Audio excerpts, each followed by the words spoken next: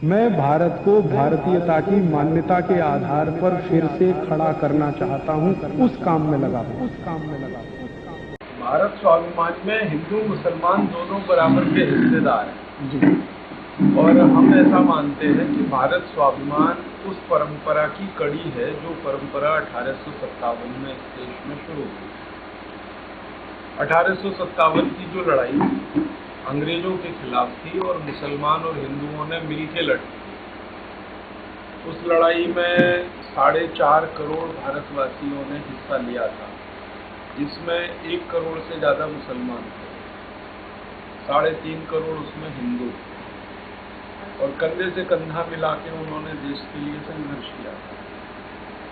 अब 1857 की लड़ाई में एक तरफ नाना साहब पेशवा थे तो दूसरी तरफ अजीमुल्ला खान, एक तरफ तात्या टोपे थे तो दूसरी तरफ मौलवी लियाकत अली थे, एक तरफ झांसी की रानी लक्ष्मीबाई थी तो दूसरी तरफ बेगम हजरत महल थी। माने जहाँ जहाँ हमने देखा दस्तावेजों में भारत के 350 स्थानों पर लड़ाई हुई थी अंग्रेजों से, हर जगह हिंदू मुसलमानों ने मिलकर लड़ा। तो हम मानते हैं कि हमारा जो भारत स्वाभिमान है वो उसी परंपरा की कड़ी है, इसलिए इसमें हिंदू और मुसलमान दोनों मिलकर आगे बढ़े।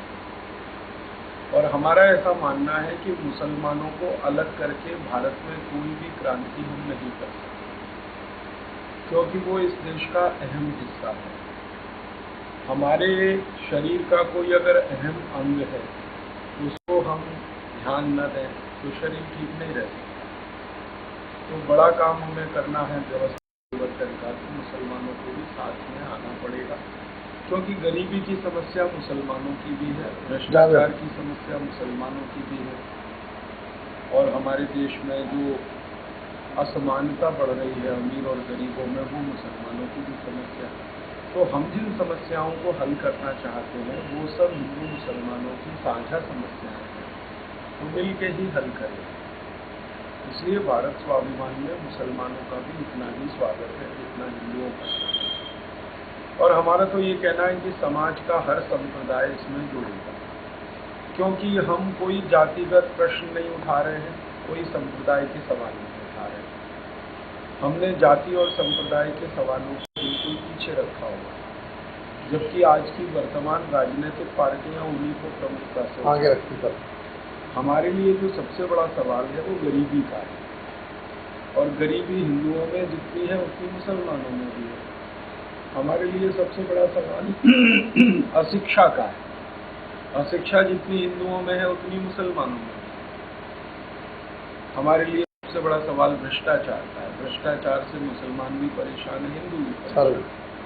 तो इसलिए हमारे तो सवाल ही ऐसे हैं जिसमें सभी समाज के हिस्सों का भला होने वाला है, इसलिए सभी को मिलकर ये लड़ाई लड़नी है। सर एक बात और बोलूँगा, सर संगठन बन गया, योगा से स्टार्ट हुए अपन, और सर आज एक संघ अपन ने बजाया कि अपन राजनीति अपने सांसद भी लड़ेंगे आने वाले टाइम 2014। इस पर क्या है, संगठन में कुछ लोग जो कार्य करता है, सारी चीज योग तक ठीक थी, दवाई तक ठीक है।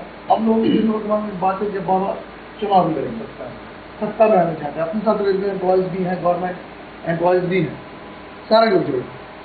तो मैं चाहता हूँ जिस अपने जिले से जिनको अपन प्रभारी बनाया तो वो एक कॉन्सेप्ट ये करें कि भाई क्यों नहीं हो सकते। आज एक अच्छी एक नई क्रांति की बात करते हैं बाबा, जो कोई नहीं करता। आज की डेट में हम चुनाव, बाबा का चुनाव नहीं भी रहे तो भी हम भाजपा को डालते हैं, कांग्रेस को डालते हैं, जिस पार्टी का जो वो वोट डालते हैं। तो एक अच्छे व्यक्तित्व को क्यों नहीं, तो कुछ भ्रांतियाँ, तो उनके लिए भी आप सजेशन दें कि इस तरह के लोगों को जो ये बातें जो क्वेश्चन उठते हैं उनको आप किस तरह से आप ये बात भी करें। कहते हैं कि सत्ता जो लोगों को भ्रष्ट कर देती है, इसमें ध्यान चाहिए कि सत्ता किसके हाथ में है, जी भ्रष्ट वहाँ से व्यवस्था होती है। जी, जैसे सत्ता किसी आपने ऐसे व्यक्ति को दे दी जो पहले से ही चोर है, बेईमान है, लूटखोर है, वो तो है, वो तो भ्रष्ट ही करेगा। हाँ। लेकिन वही सत्ता की डोर अगर आपने किसी सन्यासी और संत जैसे आदमी को दे दी, जैसे मैंने कल उदाहरण दिया कि 17वीं शताब्दी में सत्ता की बागडोर समर्थ गुरु रामदास के हाथ में आई तो उन्होंने छत्रपति शिवाजी महाराज का राज्य, इसी सत्ता की बागडोर कभी चाणक्य के हाथ में आई तो उन्होंने चंद्रगुप्त पैदा कर दिया। इसी सत्ता की बागडोर बुद्धिमान और भ्रष्टों के हाथ में आई तो उन्होंने क्या हाल बना दिया। तो महत्व तो इस बात का है कि बागडोर आप किसके हाथ में दे रहे हैं। बिल्कुल सही। अब मैं बोलता हूँ, आप पूरे ऑल इंडिया लेवल पे, बाबा पूरे ऑल इंडिया लेवल और वर्ल्ड लेवल पे आज की डेट में नाम के मोहताज ही नहीं। जहाँ बाबा जाएंगे, जैसा जिसको कन्वेंस जिस जगह कर देंगे, वो आदमी उनकी 10% 20% बात को, माहौल को चेंज कर देंगे। जो लोग यहाँ पर प्रभारी बने हुए, जिनको हमने अध्यक्ष बनाया हुआ है, उनके पास भी अब दायित्व सोचने का टाइम आ गया। 2014 को अगर हमने संग बजा दिया कि हम अपने सांसद बढ़ाएंगे, तो फिर उस लेवल से वो ग्रांट लेवल से काम करें। फिर ग्रामीणों में भी 5% लोग ही अपने कार्यक्रम को समझ रहे। तो अपन चाहते हैं इस पर फिर बहुत मेहनत हो। जो आग आप लगा के जाते हैं उस आग को हम और तेजी से लोगों के बीच में दें। आप कम से कम अपने लोगों को समझा पाएँ कि साहब हम भारत संविधान से जुड़े हैं, हमारा कंसेप्ट ये है। और छोटे छोटे मुद्दों पर हमको रोड पे आंदोलन में आना पड़ेगा। जैसे करप्शन के मामले में छोटी छोटी सी बातें मिलावट के ऊपर है। हमारे पास बहुत से ऐसी चीज़ें हैं जो हम आंखों से देख रहे हैं, उसके बारे में हम कोई एक्शन नहीं ले रहे। जैसे मिलावटी के ऊपर है, पेट्रोल लोग कहते हैं, डेली सुनते हैं पेट्रोल मिलावट में आ रहे हैं, खाने के सामानों में मिलावट हो रहा है। आज हमारा एरिया सबसे ज़्यादा कटनी जिला जो रेवेन्यू के मामले में इंदौर के बाद 2nd नंबर पर रखता है कटनी। तो भ्रष्टाचारी का भी एक लोग बोलते नहीं है 2 नंबर का ये होता है। उसके बावजूद मैं चाहता हूँ कि आपके आदेश मिले तो छोटे छोटे से यातायात की स्थिति ये है कि आए दिन एक्सीडेंट होते हैं साहब। रजिस्ट्रार है, 1 नंबर की रजिस्ट्री करवाने में जाओ तो भी उनको पैसा देना, लोग पैसा देते हैं और कोई कुछ बोलने वाला नहीं है। तो वो जो सब कर रहे हैं वही हम कर रहे हैं और कोई एक्शन नहीं ले रहे। तो मैं ये चाहता हूँ भाई, जो हम लोग बात बताई जा रही वो तो हम लोग कर रहे हैं, बाकी ज़्यादातर लोग देख के जोड़ेंगे हमसे। बहुत से लोग तो बात से जुड़ जा रहे हैं कि ठीक है संबंध से जोड़ दिए, भारत संविधान के आपको सदस्य बनना, और जोड़ने के बाद अगर बैठ जाओ और कुछ नहीं करो तो बात नहीं है। अब हम छोटे छोटे अगर आप ये दें कि छोटी छोटी सी बातों पर जो रूल्स रेगुलेशन के अंदर आते हैं उनमें हम लोग आंदोलन कर रहे हैं। इसमें क्या होने वाला है कि अगले 2 साल के बाद जी, ये जो आपने उदाहरण दिए ना जी, इन पर हम आंदोलन 2 साल बाद शुरू करने जी, वाले हैं। अगले 2 साल तक हम संगठन निर्माण का काम पूरा करना चाहते हैं। जी, और संगठन में एक शक्ति जुड़ जाए, जी, एक बार शक्ति आ जाए जी, तो फिर क्या है कि ये जो छोटे और बड़े आंदोलन जो सब शुरू होंगे जी, वो अपने जो लोकल इश्यूज पे होंगे, जी, रीजनल इश्यूज पे जी, होंगे, क्षेत्रीय विषय होंगे, जी, स्थानीय विषय होंगे, इनके आंदोलन 2 साल बाद करेंगे। वैसा एक और हो सकता है कि बहुत बड़े राष्ट्रीय आंदोलन भी हम करें। जरूरी वो तो करना पड़ेगा ना।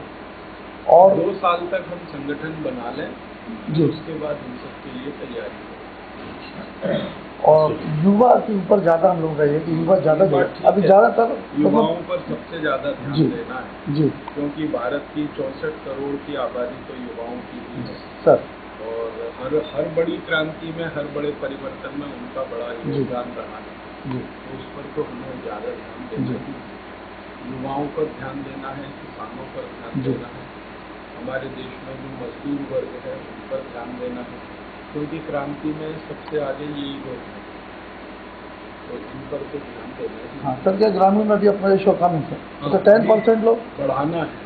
गांव में भारत स्वाभिमान को ज़्यादा तेजी से सही सलाम और छोटे छोटे गांव तक हमें जाना।